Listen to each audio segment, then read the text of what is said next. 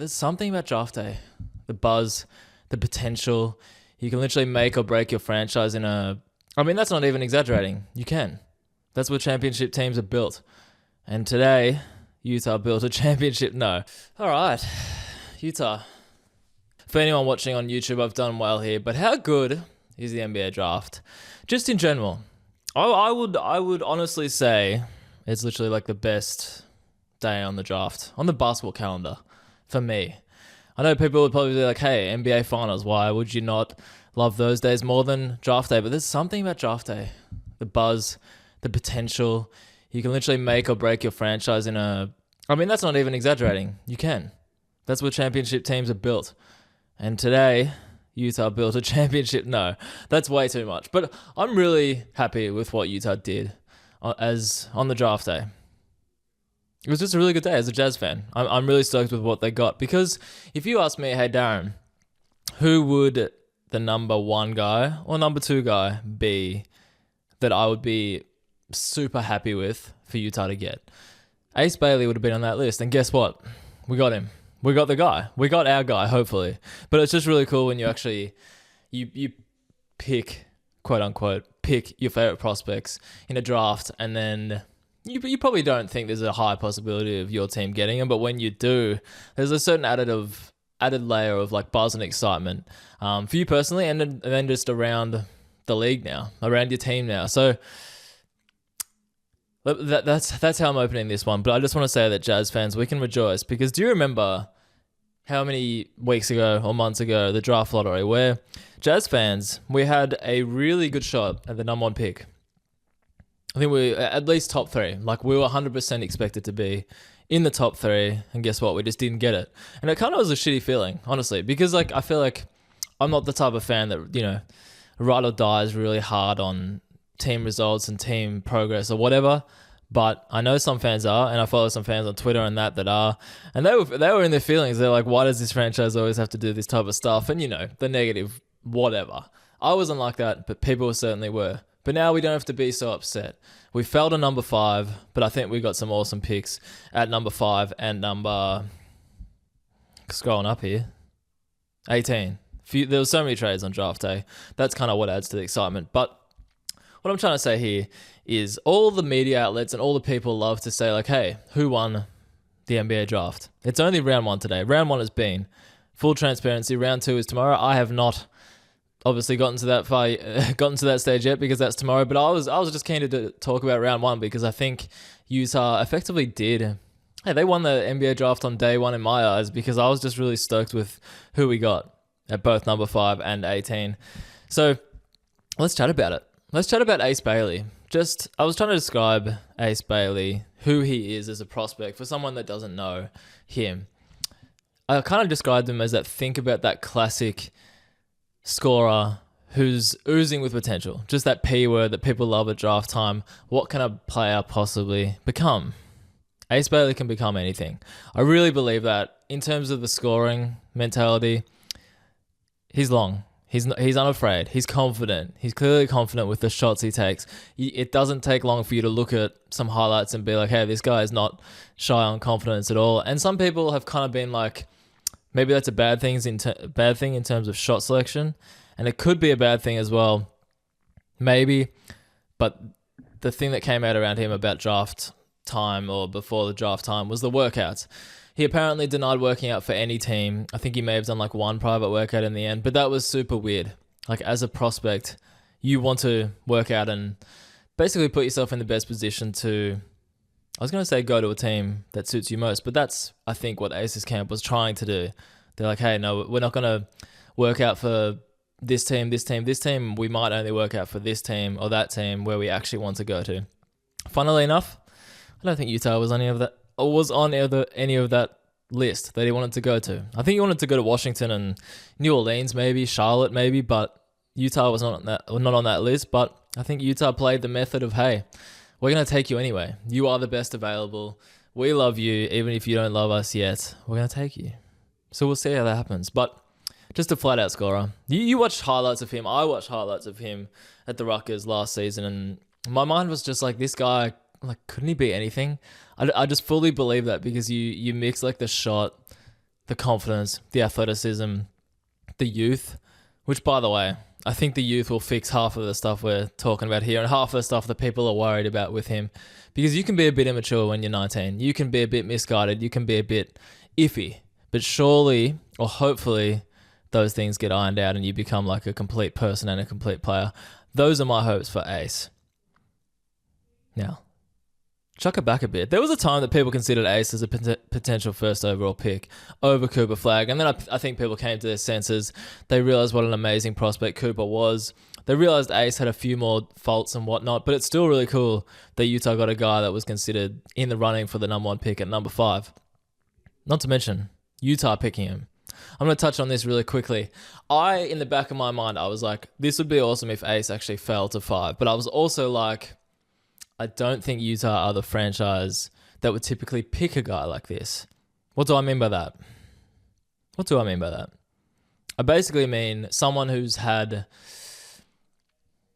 Maybe someone who's known as like sort of like a flat out scorer who's got a ton of potential, but then he's got some question marks about, hey, maybe his character now, but I reckon that's probably just his camp that kind of misguided him.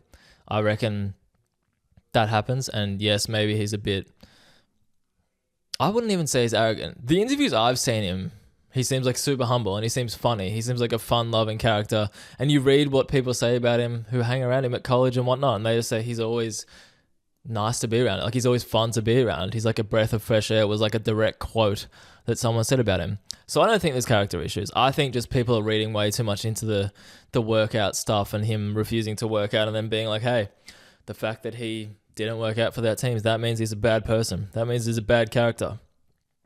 But that does lead me to thinking that I just hope he wants to be in Utah. It's all fine and well for fans like me and just people to be like, hey, this is awesome.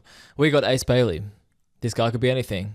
People compare him to like Melo, Jason Tatum, like that scoring, that athletic dude, like Paul George. Those people. It's all fine and well for us to be excited by that. But if he doesn't want to be there, that's a measure of disaster. That's not going to be good for anyone. He's not going to succeed in Utah if he already doesn't want to be there. But I have faith and I hope that he does. Because if he comes in motivated, and I feel like he already has a point to prove with all this stuff that happened in the draft workout space, if he comes in motivated, that's awesome. And that's exciting. Where was I? The question marks on the shot selection stuff. I honestly think this stuff can just be ironed out with maturity as well. You go into a professional setting like Utah, you do all of that stuff, and you're probably going to iron out those kinks. That's what I hope. But overall, this just brings a ton of buzz to Utah, to me. This pick is just, as I said before, I feel like they would normally go for like a safer pick, quote unquote, and someone that doesn't have any off-court question marks or anything. I feel like Utah are a pretty safe franchise. And honestly, this sounds funny because I actually wanted them to go with the safer route with Con Knippel. I was annoyed when Con Knippel got off the board at 4 to Charlotte. I was annoyed when they picked him because I was like, that's the guy I wanted. Because you just know what you're going to get from him. You don't exactly know what you're going to get from Ace. But at the same time, I think that's awesome. It adds intrigue. It adds buzz to a franchise that honestly, I think we have a lot of young players, which I'll touch on later, but I don't think we have someone like this with the potential, the energy around what he could become.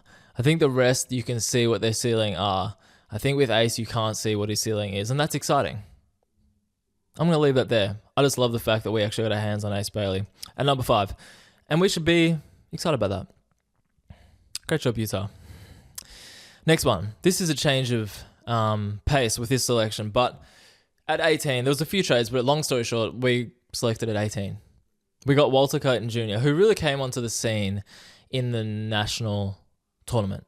The NCAA championship and tournament, all throughout those weeks or whatever it is. But people kept saying, hey, he's a Jamal Murray type. He's a Damian Lillard type, like that scoring point guard. Someone even compared him to Jalen Brunson. I don't know. But I see his game more... Actually, he probably is similar to him as well. But just like a proven scorer. He had like 3 straight 30-point games, or not 3 straight, just 3 30-point games in the national tournament in March Madness. And he also won the national championship with Florida. So can we just say that he's a proven winner? I'm happy to make that call. But he came onto the scene there. He won that. He's a scorer with some oomph. If you know what I mean by that, it's more like a scorer with some attitude, some energy out there. I think he's very well spoken off the court. He has a kid already. I think he's 22 years old, so he's a bit older, but that shows maturity. Someone made the comparison that if you bring in Ace Bailey, who's quote unquote immature, it's pretty smart to pair him along with someone like Walter Clayton Jr., who's, as I said, he's already dad. He's mature. He's 22 years old. He's already older than a lot of people on Utah, which is funny, but he's proven. And I think he can make an impact straight away. That's the advantage of being 22 years old, and that's the advantage of winning a national championship last year. He's proven. So I think he's awesome in that regard, and I think he's an awesome one to trade up for because that's what Utah did. That's all I wanted to say on Walter Clayton Jr. I think he's a really fun pickup. He's softly spoken off the court, as I said, but on the court, he's got some shit to him. I was going to say, for lack of a better term, but he does. You can tell that. He's confident. He's a shot maker. He's a shot taker. And that's something that I think Utah needs, even though they've got some scorers already. But scoring and excitement is what they get with these two prospects. And I think it's just really fun to think about it. And I think they did an awesome job. And it's actually a wonderful feeling when your team walks away with some quality draft picks that actually make you excited to watch and excited to see them grow. Which leads me to the final remark here, and that's just Utah's youth overall. I think it's very easy to forget about, hell, even me. You sometimes forget about all the youth on Utah's roster. If someone asked me, who was your favorite basketball player on Utah last season? Actually, no, put that in like the young category. A young player on the Jazz last season. I reckon it was Kyle Filipowski. I kind of forgot for a second there how much I enjoyed the growth of Filipowski as a versatile big. He's fun. He is. Isaiah Collier, somehow he went from not playing much at all. He was on the bench. He wasn't doing a whole heap. He somehow went from that to booting Keyonte George to the bench, starting himself and breaking the all-time assist records as a rookie in Utah Jazz franchise history by I just called him Stockton Malone. John Stockton. So somehow you turn around your rookie season from not playing a lot to breaking records of John Stockton. That's a hell of an effort. You've got Keyonte George, who I'm a bit like up and down a bit, but you know what type of player he is. He's a scorer. He's developing. He's probably going to come out with a bit of a chip on his shoulder as well, since being moved to the bench last season. Go down the list. Bryce Sensabaugh showed some stuff. Cody Williams. I don't know what Cody Williams is going to become. He's kind of playing the same position as Ace Bailey, so we'll see how that goes. But Cody Williams is definitely like the defensive sort of prodigy, I was going to say. But defensive sort of project. Project is a much better word for him because you don't really know what you're going to get from him yet.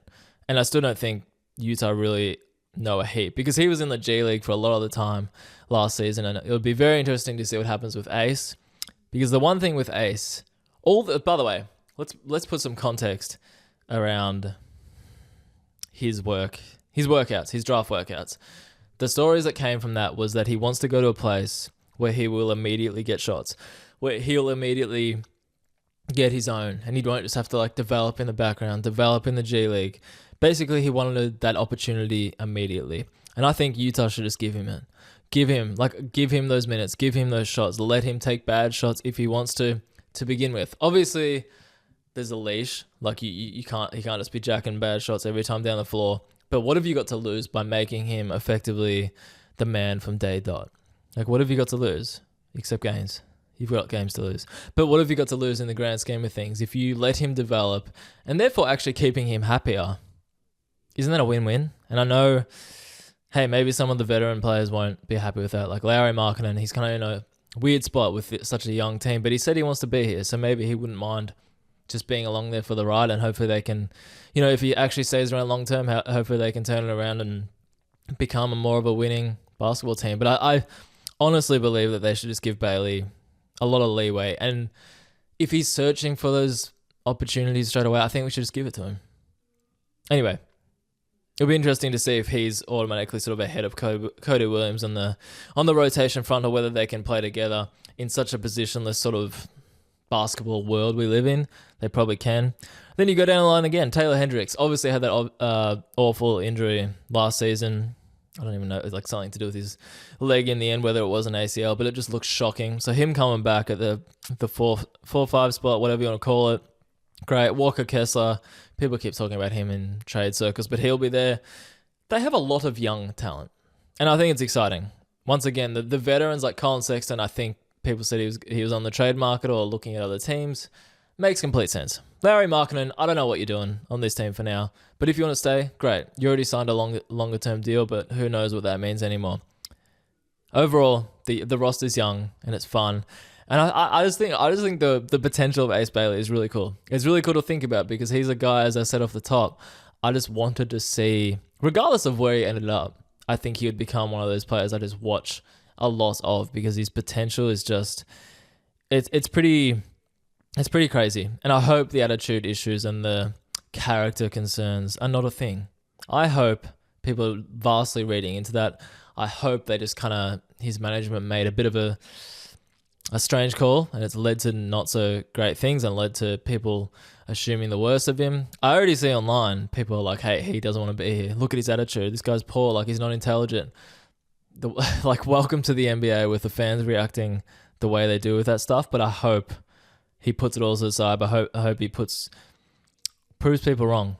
That would be the best. And I hope he wants to be in Utah above all, regardless of how good he is in year 1, 2, or 3. I hope he actually wants to be here because to me, that would make the world of difference for both him and the team because he's already shown that maybe him and his camp can be a bit fussy with situation. And you don't want to be coming into year 1 of the NBA, sort of making demands, making requests, and being fussy, being specific with how you will succeed.